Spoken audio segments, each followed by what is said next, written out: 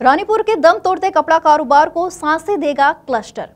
झांसी में रानीपुर के दम तोड़ते कपड़ा कारोबार को एक बार फिर से ऊंचाइयों पर ले जाने के लिए यहां 9.88 करोड़ रुपए की लागत से क्लस्टर की स्थापना की जा रही है। इससे एक ही स्थान पर बुनकरों को कई सहूलतें मिलेगी, कपड़ा उत्पादन की लागत में कमी आएगी, साथ ही गुणवत्ता में भी इजाफा होगा। एक समय रानीपुर में बनने वाले कपड़े की पूरे देश में मांग थी। रानीपुर टेरिकोट के नाम से जाने जाने वाला ये कपड़ा शूटिंग शटिंग को टक्कर देता नजर आया था। बड़े बड़े शहरों में रानीपुर टेरिकोट के नाम से कपड़े की दुकानें हुआ करती थी। अच्छी गुणवत्ता के साथ सस्ता होने की वजह से ये ग्राहकों की पहली पसंद हुआ करता था।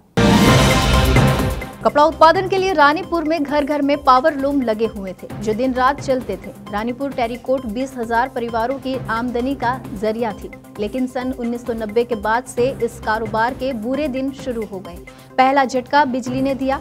पर्याप्त बिजली न मिलने की वजह से उत्पादन प्रभावित हो गया, साथ ही बिजली महंगी होने की वजह से मुनाफा भी कम हो गया।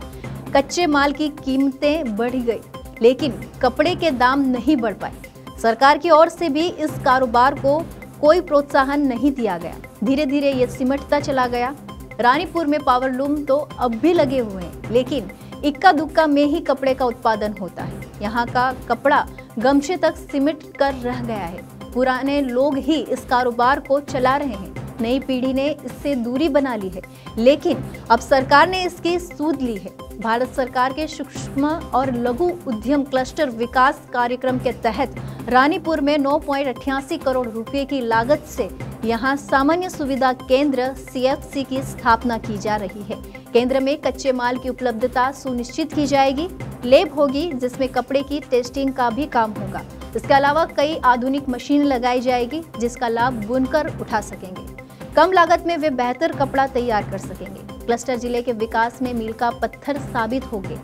रानीपुर के बुनकरों को उच्च स्तरीय सुविधाएं हासिल होगी, जिससे कपड़ा उत्पादन की लागत कम होगी, साथ ही गुणवत्ता भी बढ़ेगी तथा रोजगार के अवसर भी बढ़ेंगे।